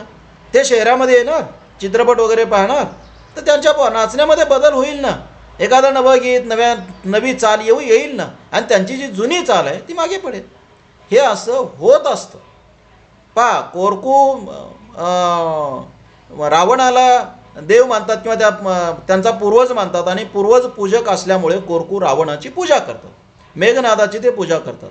पण मित्र हो, लक्षात हे घ्या, जे कोरकू रावणाचे पूजक आहेत, मेघनादाचे पूजक आहेत, त्यांच्या अनेक गीतांमध्ये आता राम, लक्ष्मण, हनुमान यांचंही वर्णन आलं आहे आणि ते आदरानं आलेलं आहे. आता ज्या रामाने, ज्या लक्ष्मणाने यांच्या पूर्वजांना मारलं त्यांचं गुणगान ह्यांनी गायला नको ना. पण मित्र हो, संस्कृतीची सरमिसळ वगैरे झाली की अशा पद्धतीनं नव्यानं त्यांच्यामध्ये बदल होतो किंवा नव्यानं अशी काहीतरी भर पडत जाते, बदल होत जातात. हे लक्षात घ्या. मला तुम्हाला इथे हे सांगायचं आहे की लोकसाहित्यातले कुठलेही घटक असो, त्या घटकामध्ये काही नव्यानं भर पडत असते आणि काही घटही होत असते. पहा, अलीकडच्या भूतांच्या बद्दल आपण कल्पना काय करतो, भूताच्या अंगावरचे कपडे पहा तुम्ही, की भूताच्या अंगावर स्त्री असेल तर बऱ्याचदा खेड्यामध्ये पहा की ते हिरवं लुगडं वगैरे घालून येते, अशा पद्धतीच्या कथा सांगितल्या जातात. किंवा पांढरे कपडे घातलेले भूतं आपण पाहतो. मित्र हो, साधी गोष्ट आहे ना. भूताच्या कथा केव्हा निर्माण झाल्या? हजारो वर्षापूर्वी निर्माण झाल्या. भूताची कल्पना केव्हा निर्माण झाली? हजारो वर्षापूर्वी निर्माण झाली. जेव्हा किंवा भूताची कथा किंवा भूताच्या कल्पना निर्माण झाल्या तेव्हा हे कपडे होते का अशा पद्धतीनं? हे कपडे नव्हते ना. तेव्हा इतक्या छान पद्धतीनं कपडे विणण्याची कला आपल्याकडे अवगत नसेल ना. पण आता ती आहे. आता आपण अंगावर कपडे घालतो. मग आपण काय केलं? हेच असेच कपडे भूताच्या अंगावर चढवले. ही मित्र हो भर पडलेली आहे. ही जशी भर पडली तशी घटही झाली. कारण जेव्हा हजारो वर्षापूर्वी भूतांची कल्पना आपण केली होती तेव्हा भूताच्या अंगावर वेगळं काहीतरी असेल ना. त्याच्या अंगावर झाडाची साल असेल किंवा झाडाचे पानं असतील, ते आपण काढून टाकले. ही घट आहे आणि नव्यानं त्याला ही कपडे चढवले, ही भर आहे. मित्र हो, काही असो, अगदी पूजा जरी करायची असेल तर पूजेमध्ये सुद्धा पाहणार तुम्ही, आपण काही घट केली, काय भर पडलेली आहे. आज देवाची पूजा करत असताना लक्ष्मीची पूजा करायची, पहा ना, आपण बाजारातून फळं आणतो आणि आपल्याकडे जे नव्हते तेही फळं आणतो. म्हणजे आपण केळी आणतो, आपण द्राक्ष आणतो, आपण सफरचंद आणतो. आता जेव्हा केव्हा हे पहिले आपल्या पूर्वजांनी त्या देवाची पूजा केली असेल तेव्हा त्यांना हे फळं मिळाली नसतील ना, कारण या प्रदेशातले ते फळं नाहीत ना. पण आपण हे केलं ना. आता मित्र हो, हे सगळं घडत असतं. घट आणि भर लोकसाहित्यातल्या कुठल्याही घटकामध्ये होत असते. मग ते लोककला असो, काही असो. दशावतारासारख्या जर कला पाहिल्या तर तुमच्या सहज लक्षात येईल की आता ते जे मुखोटे होते ते त्यांचे मुखोटे पूर्वी कशाचे होते. मुखोटे मातीचे असायचे किंवा लाकडाचे असायचे. आता पहा त्यांचे मुखोटे प्लॅस्टिकचे आलेले आहेत, बाजारामध्ये मिळतात. प्लॅस्टिकचे मुखोटे आले. रंगही ते पूर्वी स्वतः तयार करायचे रंगवण्यासाठी. आता काही गरज नाही, आता बाजारामध्ये रंग मिळतो, रंग आणायचा, रंग लावायचा. काय गरज आहे नव्यानं रंग तयार करण्याची.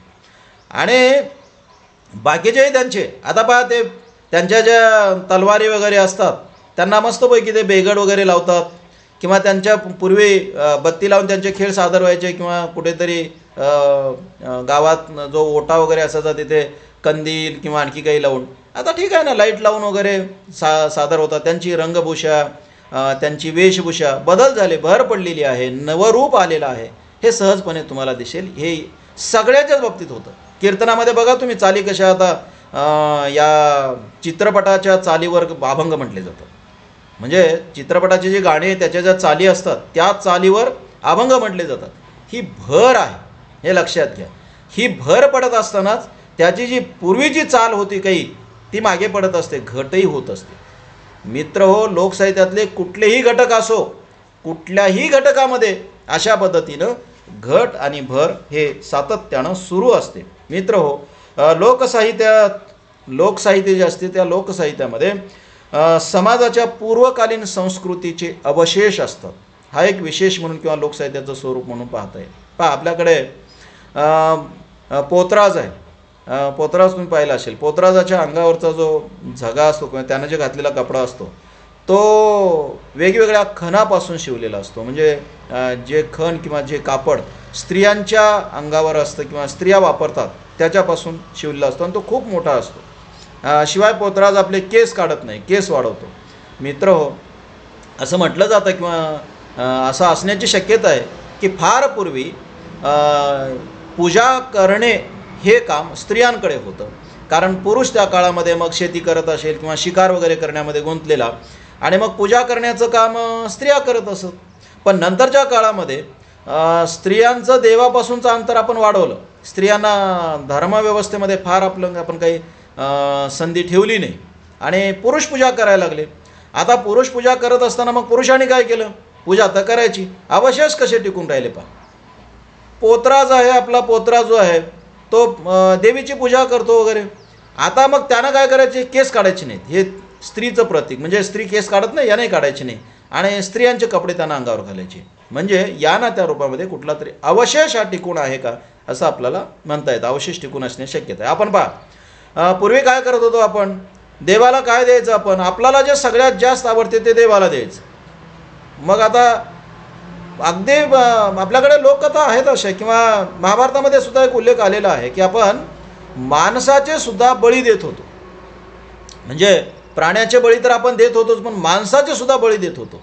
आता माणसाचे बळी दे ना देवाला, कारण आपल्याला सगळ्यात जास्त आवडतो ना तो, आपला मुलगा वगैरे आपल्याला सगळ्यात जास्त आवडतो. मग त्याचा बळी देवाला द्यायचं, कारण देवाला प्रसन्न करून घ्यायचं. ईश्वरी शक्ती जी, अद्भुत शक्ती जी आहे त्याला प्रसन्न करून घ्यायचं. नंतर हे मग माणसाचे बळी देण्याच्या आपण बदल्यामध्ये काय केलं, मग बकऱ्यांचे, कोंबड्याचे हे बळी द्यायला लागलो. म्हणजे आता आपलं लेकरू आपल्याला मारणं नको वाटायला लागलं म्हणून ते मारायला लागलो. नंतरच्या काळामध्ये काही माणसं शाकाहारी झाले. मग ते तसं बळी देण्याच्या ऐवजी मित्र हो, माणसं काय करतात माहीत आहे का, तांबडे फुलं वाहतात. हे जे तांबडे फुलं आहेत ते रक्ताशी समांतर आहे. रक्ताचा जो रंग आहे त्या रक्ताच्या रंगाचे फुलं व्हायचे. अवशेष काय आहे? हजारो वर्षापूर्वी थेटपणे आपण रक्तच देवाला वाहत होतो, आता आपण रक्ताच्या रंगाचे फुलं देवाला वाहतो. मित्र हो, हे अवशेष आहे गेल्या हजारो वर्षांच्या पूर्वीच्या आपल्या सांस्कृतिक जीवनातल्या घटकांचं. तेव्हा अशा पद्धतीचं असते, खूप गोष्टीमध्ये सांगता येईल. तेव्हा अशा पद्धतीनं हे जे अवशेष आहेत गतजीवनातले, ते गतजीवनातले अवशेष आताही आपल्या व्यवहारामध्ये असतात किंवा आपल्या संस्कृतीमध्ये टिकून असतात आणि लोकसाहित्यामध्ये त्याला स्थान असतं किंवा लोकसाहित्यामध्ये ते तुम्हाला दिसतील. ठीक आहे मित्र, लोकसाहित्याची निर्मिती समूहाकडून होते आणि त्या समूहाची एक मानसिक जडणघडण असते, त्यांचे एक सांस्कृतिक असं रूप असतं. हे आपण याच्या अगोदरही चर्चा केली आहे. आता अशा एकाच प्रकारच्या सांस्कृतिक जडणघडण झालेल्या समूहाकडून जर लोकसाहित्याची निर्मिती होत असेल तर साहजिक आहे त्या लोकसाहित्यामध्ये त्या लोकांच्या संस्कृतीचं प्रतिबिंब असते. मित्र हो, मला इथं महत्त्वाचं तुम्हाला हे सांगायचं आहे की म्हणूनच लोकसाहित्य हे त्या लोकांच्या संस्कृतीच्या अभ्यासाचं सगळ्यात महत्त्वाचं साधन असते. पहा, लक्षात येते का? त्या लोकांच्या संस्कृतीचा तुम्हाला अभ्यास करावयाचा आहे. तुमच्याकडे सगळ्यात महत्त्वाचं साधन आता कोणतं आहे? तर मित्र हो, लोकसाहित्य आहे, हे लक्षात घ्या. म्हणजे आपला गतकालीन इतिहास जर लिहावयाचा असेल तर त्या इतिहासाचं महत्त्वाचं साधन आहे लोकसाहित्य. हे लक्षात घ्या. हा एक महत्त्वाचा दस्तऐवज आहे आपल्या इतिहास लेखनाचा. आपल्याला जर इतिहास लिहायचा असेल तर हे आधार आपल्याला घ्यावे लागतील. आणि मित्र हो, तुम्हाला लक्षात येईल, तुम्ही महात्मा फुले यांचं साहित्य वाचा. महात्मा फुले यांनी अशा पद्धतीनं जे आपल्याकडे लोकसाहित्यातले हे जे घटक आहेत याचा आधार घेऊन इतिहासाची पुनर्मांडणी केलेली आहे. खंडोबा वगैरे हे जे दैवत आहेत या दैवताचा आधार घेऊन त्यांनी नव्याने इतिहासाची मांडणी केली आहे. लक्षात घ्या, कारण हे आपल्या पूर्वकालीन जीवनाचे संदर्भ आहेत. हे आपल्या पूर्वकालीन जीवनाचा अतिशय महत्त्वाचा दस्तऐवज आहे. कारण ज्या समूहानं हे निर्माण केलेलं असतं त्या समूहाचं जीवन त्यात प्रतिबिंबित झालेलं असते आणि म्हणून त्या समूहाचा जीवनाचा किंवा त्या समूहाचा इतिहास जर लिहायचा असेल तर लोकसाहित्य त्याचं एक महत्त्वाचं साधन असते. हे आपण लक्षात घेतलं पाहिजे. ही खूप महत्त्वाची गोष्ट आहे. आणि म्हणून इतिहास लिहित असताना, सांस्कृतिक सामाजिक इतिहास लिहित असताना हे जे घटक आहेत या घटकांना बोलतं केलं पाहिजे. हे घटक आधारला घेतले पाहिजेत. हे घटक नाकारून इतिहास लिहिण्याची पद्धती चूक आहे. आपल्याकडे जे रामायण महाभारत वगैरे लिहिलं गेलं आणि ज्याला आपण काव्यरूप इतिहास म्हणतो किंवा वैदिकांनी जो इतिहास लिहिलेला आहे तो इतिहास त्यांनी त्यांच्या परीनं लिहिलेला आहे, त्यांच्या सोयीचा लिहिलेला आहे. आणि तो इतिहास लिहित असताना लोकसंस्कृतीतल्या किंवा आपल्या सांस्कृतिक जीवनातल्या या घटकांना त्यांनी बोलू दिलं नाही, त्यांना मुक्क ठेवलेलं आहे. यांना बोलू देण्याचं काम किंवा यांच्याकडून इतिहास ओढून घेण्याचं काम महात्मा फुलेंनी केलं आहे. एकदा नीट तुम्ही अभ्यासा. महात्मा फुले केवळ समाजसुधारक वगैरे नव्हते, ते विचारवंत आणि इतिहासकारसुद्धा होते, इतिहास लेखक होते. तुम्ही महात्मा फुलेंचा इतिहास वाचा, महात्मा फुलेंचं साहित्य वाचा. तुम्हाला असं लक्षात येईल की महात्मा फुले यांनी आपल्या संस्कृतीचे हे घटक बोलते केलेत आणि त्याच्या आधारानं त्यांनी इतिहासाची पुनर्मांडणी केलेली आहे.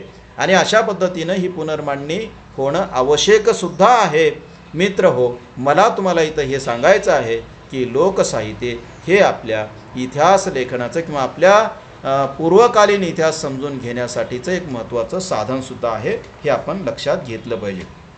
मित्र हो, लोकसाहित्याच्या निर्मितीत, लोकसाहित्याच्या संक्रमणात आणि लोकसाहित्याच्या सगळ्या घटकांचा आपल्या जीवनावर प्रभाव असतो.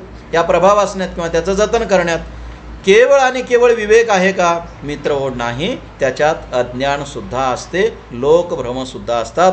म्हणजे आपण जेव्हा म्हणत असतो की लोकसाहित्य मानवी जीवनाला आकार देते, लोकसाहित्य मानवी जीवनाला माणसाचं मनोरंजन करते, माणसाला जगण्याचं ज्ञान शिकवते, ते व्यवहार ज्ञान शिकवते किंवा वस्तूंच्या निर्मितीचं कौशल्य शिकवते, सगळं ठीक आहे, हे सगळं करते, हे खूप चांगली गोष्ट आहे. पण लोकसाहित्याच्या काही मर्यादाही आहेत, त्याच्यात अज्ञानसुद्धा असते. म्हणजे परंपरेनेच आपण प्राण्यांचा बळी वगैरे देतो ना, ही परंपराच आहे ना आपली, म्हणजे लोकसाहित्याशी संबंधितच घटक आहे. आता याच्यात शहाणपण काय आहे मित्र? काही शहाणपण नाही, अज्ञानसुद्धा असते, लोकभ्रम असतात.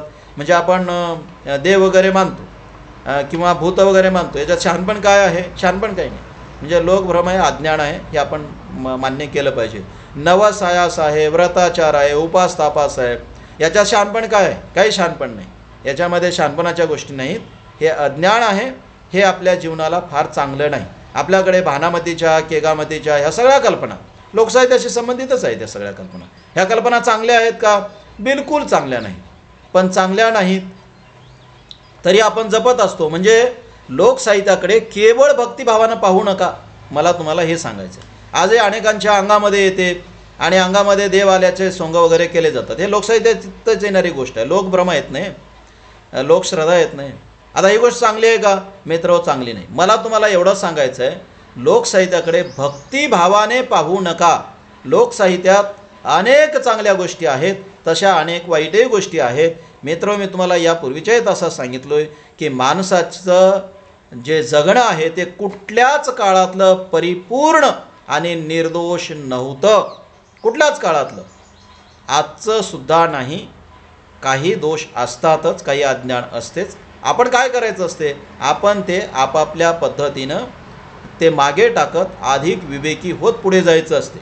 माणसाच्याबद्दल असं म्हटलं जातं की माणसात विकासोत्क्रमाची लक्षणं असणारा प्राणी म्हणजे माणूस, असं जसं म्हणतात तसं विचार करणारा प्राणी म्हणजे माणूस, अशी एक माणसाची व्याख्या केली जाते. मित्र हो, विचार करणारा प्राणी म्हणजे माणूस, अशी जर माणसाची व्याख्या केली जात असेल आणि आपण जर माणसं असू तर मग आपण विचार केला पाहिजे. आणि विचार करून ज्या त्या टप्प्यावर जे जे अज्ञानमूलक आहे, आपल्या जीवनाला वाईट आहे, ते काय उपकारक नाही, ते मागे टाकत जाणं हे आपलं काम आहे, ते आपण केलं पाहिजे. म्हणजे भूताखेताच्या गोष्टी, स्वर्गनरकाच्या कल्पना, ईश्वरांच्या अद्भुत अलौकिक शक्तीच्या कल्पना, याला काय आधार नाही आपल्याला कळतं ना. मग तुम्ही विचार करणारे प्राणी आहात ना, मग विचार करा, ह्या सगळ्या गोष्टी मागे टाकत चला, हे विसरत चला, याच्यावर विश्वास ठेवत चालू नका. नवसायास, नवसानं काही होत नसते. आजार आहे, एखाद्या माणसाला आजार झाला, नवसायास करू नका, भंडारे वगैरे करू नका, असे मंत्रबिंत्र काही हे करू नका. त्याच्यापेक्षा तुम्ही आता या काळात जे करणं अपेक्षित आहे ते करा ना. माणूस आजारी असेल, दवाखान्यात घेऊन जा ना, तिथे विलाज होईल ना. बाकी कुठल्याही गोष्टीबद्दल असंच म्हणता येते, आपण हे मागे टाकत राहिलं पाहिजे. मला तुम्हाला इथे सांगायचं आहे की लोकसाहित्य हे त्याच्यावर केवळ पूर्णतः विश्वास ठेवला पाहिजे, भक्तिभावानं ते जपलं पाहिजे असं नाही. ते लोकसाहित्य असलं आणि आपल्या पूर्वजांचं ते संचित असलं, आपलं ते संचित असलं, तरीही जर ते वाईट असेल तर ते नाकारलं सुद्धा पाहिजे आणि त्याच्यात खूप गोष्टी वाईट आहेत हे पहिल्यांदा नीट लक्षात घेतलं पाहिजे. पूर्वजाच्या गोष्टी आहेत म्हणजे सगळं चांगलं नसते, आणि चांगलं नसेल तर काढून टाकलं पाहिजे, ते आपण नाकारलं पाहिजे. आपलं जीवन अधिक निर्दोष आपण करत राहिलं पाहिजे. मित्र हो, लोकसाहित्य रंजन करते, व्यवहार ज्ञान शिकवते, लोकजीवनाला आणि लोकधारणेला आकार देते, हे सगळं ठीक आहे, आकार देतेच ना. पण तरी आपण जाणीवपूर्वक कुठला आकार घ्यायचं हे लक्षात घेतलं पाहिजे. म्हणजे आपल्या जीवनाला आकार देते, म्हणजे आपल्याला ते खूप गोष्टी करायला भाग पाडते, पण त्या गोष्टी करत असताना आपण विचारात घेतलं पाहिजे की ह्या गोष्टी करायच्या का नाही. आजही पहा की माणूस मेला की आपण काय करतो, माणसाची हाडं माणूस इथे मरतो आणि त्याची हाडं आपण तिकडे काशीला नेऊन टाकतो. परंपरेने हे जतन करत आलोत आपण. आता टाकू नका ना, कारण मेलेल्या माणसाचे हाडं तुम्ही कुठेही टाकले तरी काहीही फरक पडणार नाही. तो ना स्वर्गात जातो ना नरकात जातो, तो मेला, संपलं, पुढे काहीच नाही. कारण माणसाच्या आत्म्याची जी कथा आहे, आत्मा अमर आहे, ही कथा खोटी आहे. म्हणून माणसाला पुनर्जन्म नाही आणि स्वर्ग आणि नरक नाही. आता या काळामध्ये तुम्हाला साधी गोष्ट कळते का? पहा की पृथ्वी सूर्याभोवती फिरते, ही साधी भूगोलातली गोष्ट कळते का? आपण भूगोल शिकलोय का? आपण 10वी पास झालोय ना. मग पृथ्वी सूर्याभोवती फिरत असेल तर वर आणि खाली काय आहे? आता वर काही नाही ना. वर काही नाही म्हणजे स्वर्गसुद्धा नाही आणि नरकसुद्धा नाही. साधी गोष्ट जर कळत असेल तर मित्र हो, आता आपण हाडं तिकडे काशीला नेऊन टाकणे किंवा कुठेतरी शेजारच्या नदीमध्ये टाकून पाणी खराब करणे, नद्या खराब करणे, हे थांबवलं पाहिजे. हे वाईट आहे. म्हणजे ठीक आहे, आता आपल्या जीवनाला आकार दिला आहे कशाने? लोकसाहित्यानं, परंपरेने आकार दिला आहे. आकार काय आहे? आकार हा आहे की मेलेल्या माणसाचे हाडं गंगे टाकावेत, हा तुमच्या जीवनाला मिळालेला आकार आहे, किंवा तुमच्यावर हे म्हणजे या गोष्टीचा प्रभाव आहे, किंवा तुम्ही ते स्वीकारलेलं आहे. पण तुम्ही जर विचार करणारे प्राणी असाल तर तुम्ही आता हे सोडून दिलं पाहिजे. म्हणजे आपल्या जीवनाला आकार, लोकसाहित्य आकार देतो, ही एक गोष्ट लोकसाहित्याचा हा विशेष आहे, लोकसाहित्याचं हे वैशिष्ट्य आहे, लक्षण आहे. पण शहाणपण कशात आहे? आपण विचार करून जर आपल्या जीवनाला बाधक असा आकार असेल, किंवा बाधक अशी गोष्ट आपल्यावर आपण स्वीकारली असेल, किंवा आपण ते परंपरेनं जतन करत आलो असू, तर ती सोडूनही दिली पाहिजे. म्हणजे नद्यांचं पाणी आपण किती घाण केलं आहे तर ते सोडून दिलं पाहिजे. हरकत नाही ना सोडून द्यायला, आपण ते सोडलं पाहिजे. अशा हजारो गोष्टी आहेत की ज्या सोडल्या पाहिजेत. उपास तापास, व्रताचार वगैरे, नवसास वगैरे, याच्यातून आपण बाहेर पडलं पाहिजे ना. हे असं आपण का करतो? कारण ते आपल्या परंपरेनं आपल्यापर्यंत आलेलं आहे, म्हणजे लोकसाहित्यातूनच आपल्यापर्यंत आलेलं आहे, आणि त्यांनी हे करायला आपल्याला भाग पाडलेलं आहे, किंवा आपल्यावरती लादलेलं आहे, किंवा आपली तशी मानसिकता घडवलेली आहे. यालाच आपण जडणघडण म्हणतो. परंतु आता आपण ते सोडलं पाहिजे. म्हणजे दरवर्षी आपण म्हसोबाला समजा बळी देतो. समजा एखाद्याने विचारलं का बळी देतो बाबा, तर आपण काय सांगत असतो? आपण म्हणतो नाही, आमच्या आजोबा पंजोबापासून हे करत आले. ठीक आहे, आजोबा पंजोबापासून करत आले म्हणून करण्याला काही मतलब नाही. आपण जे करतो त्याचं उत्तर आपल्याला देता आलं पाहिजे, की आपण हे का करतो याचं उत्तर आपल्याकडे पाहिजे. कारण आता आजोबा पंजोबा मेले ना, ते कुठे आहेत उत्तर द्यायला आपल्याकडे? ते नाहीत ना. मग आपण बळी देतो ना, तर बळी का देतो याचं उत्तरही आपल्याकडे असलं पाहिजे. केवळ आजोबा हे करत होते म्हणून करण्याला मतलब नाही. निदान साधं उत्तर एवढं तरी आपल्याला देता आलं पाहिजे, की मला हे खायचं आहे, खायला बरं वाटतं, खावायला आवडतं, खाण्यासाठी हे करतो, एवढं साधं उत्तर तरी देता आलं पाहिजे. पण केवळ आजोबा पंजोबा हे करत होते म्हणून मी करतो असं जर आपण म्हणत असू, तर मित्र हो, मग आपण विचार करणारे प्राणी आहोत असं कसं म्हणायचं? आपण विचार करणारे प्राणी असू तर आपल्या परंपरेनं आपल्या जीवनाला जो आकार दिलेला आहे ते समजूनही घेतला पाहिजे, परंतु तो किती आपल्या जीवनाला उपकारक आहे ह्याचाही विचार केला पाहिजे. तेव्हा पहिली गोष्ट अशी, लोकसाहित्यातले घटक आजच्या म्हणजे भूतकाळातल्या ह्या गोष्टी आहेत, पण वर्तमान काळातल्या मानवी जीवनाला आकार देतात. हे लोकसाहित्याचा विशेष टाळल्या पाहिजे, ते माणूस म्हणून आपली जबाबदारी. ठीक आहे मित्र, लोकसाहित्य सगळ्या कलांचं आणि वाङ्मयाचा मूल स्रोत आहे. कारण आजच्या कथा पहा, आजच्या ज्या कथा आहे त्या कथेचा उगम कुठे आहे? आपण कथा लिहायला कशातून शिकलो? या लोककथेतून शिकलो. या कथा फक्त मौखिक परंपरेने आल्या होत्या, आपण लिखित करायला लागलो. म्हणजे याचं मूळ कुठं आहे, याचा उगम कुठं आहे? लोककथेत आहे. आपण आता कविता लिहायला लागलो, गीतं लिहायला लागलो, याचा उगम कुठं आहे? लोकगीतात आहेत. आपण आज नाचायला लागलो, नृत्य करायला लागलो, याचा उगम कुठं आहे? तिकडे. आज आपण चित्र काढतो, याचा उगम कुठं आहे? पारंपरिक चित्रकलेमध्ये आहे. मित्र हो, लक्षात घ्या, वारलीच्या ज्या चित्रकला आहे त्याच्यातून आपण मग अलीकडे चित्र काढायला लागलो. म्हणजे या ज्या कला आहेत, या कलेच्या निर्मितीचा मूल स्रोत तिथे आहे. म्हणजे पूर्वी कुंभारांनी मडके घडवले मातीपासून, आपण काय करतो? तसेच भांडे धातूचे बनवतो.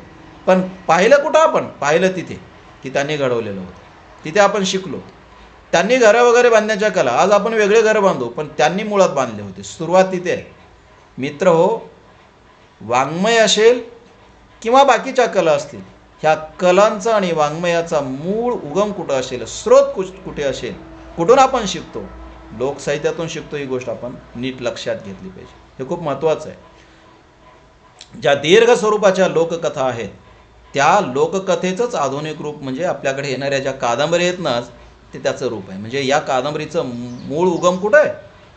आख्यानकथा जे आहे त्या आख्यानकथेत आहे, हे आपण लक्षात घेतलं पाहिजे. या अर्थाने लोकसाहित्याकडे पाहिलं पाहिजे. लोकसाहित्य खूप महत्त्वाचं आहे, हे आपण लक्षात घेतलं पाहिजे. ठीक आहे मित्र, मला असं वाटतं की माझ्या या विवेचनातून तुम्हाला लोकसाहित्याचं स्वरूप लक्षात आलं असेल. मित्र हो, परीक्षेमध्ये लोकसाहित्याचं स्वरूप सांगा, लोकसाहित्याचे विशेष नोंदवा, लोकसाहित्याची लक्षणे सांगा, लोकसाहित्याचे वैशिष्ट्ये सांगा, अशा पद्धतीचा प्रश्न विचारला जातो. हे सगळेच शब्द अर्थदृष्ट्या समानच आहेत असं नाही, पण बरेच एकमेकाच्या जवळचे आहेत. निदान उत्तर लिहिताना तरी लक्षात घ्या, तिथे ते एकाच अर्थानं वापरलेले असतात. एरवी ठीक आहे, एरवी जिथे जसे ते वापरले जाते तिथे त्याचा वेगवेगळा अर्थ असू शकतो, पण विशेष नोंदवा, स्वरूप नोंदवा, वैशिष्ट्य नोंदवा, लक्षणे नोंदवा असा जेव्हा प्रश्न विचारला जाईल तेव्हा आपण गेल्या 1 तासापासून जे विवेचन करतो आहोत हे म्हणजेच लक्षणं, हे म्हणजेच विशेष किंवा हे म्हणजेच स्वरूप आहे लोकसाहित्याचं, हे लक्षात घ्या.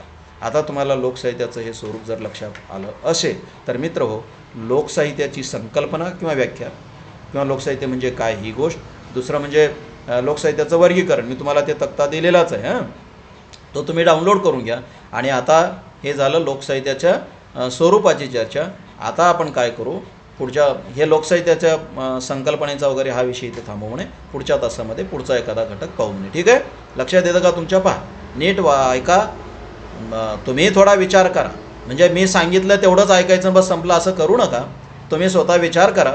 कारण लोकसाहित्य हा जो विषय आहे हा विषय काही कोणातरी फार अभ्यास करणाऱ्याच माणसानं शिकवला पाहिजे असं नाही, तो तुमच्या माझ्या जीवनाशी संबंधित आहे. आजूबाजूचं जरा निरीक्षण करा, हे सगळे घटक तुम्हाला आजूबाजूला दिसतील, तुमच्या सभोवताला दिसतील. तुमच्या स्वतःच्या जगण्याचं जरा निरीक्षण करा, तुम्हाला लक्षात येईल की अरे आपण हे अशाच माणसांपैकी एक आहोत, आपण हे जगतो आहोत. मग तुम्हाला बऱ्यापैकी उलगडा होईल. म्हणजे इतरांच्या खांद्यावर बसून चालण्याची सवय तुम्ही बंद करा आणि लोक शिकवतील तेवढंच ऐकून घ्यायचं, आपण काही विचारच करायचा नाही, आपण काही समजूनच घ्यायचं नाही. ही पद्धती बंद करा, ही पद्धती चांगली नाही. स्वतः विचार करा, तुम्हालासुद्धा याच्यातल्या खूप गोष्टी कळतील. ठीक आहे, मी तुम्हाला फक्त मार्ग दाखवतो, बाकी तुम्ही विचार करणं, तुम्हालाही खूप गोष्टी कळतील. ठीक आहे, इथं आपण या तासापुरतं थांबवणार.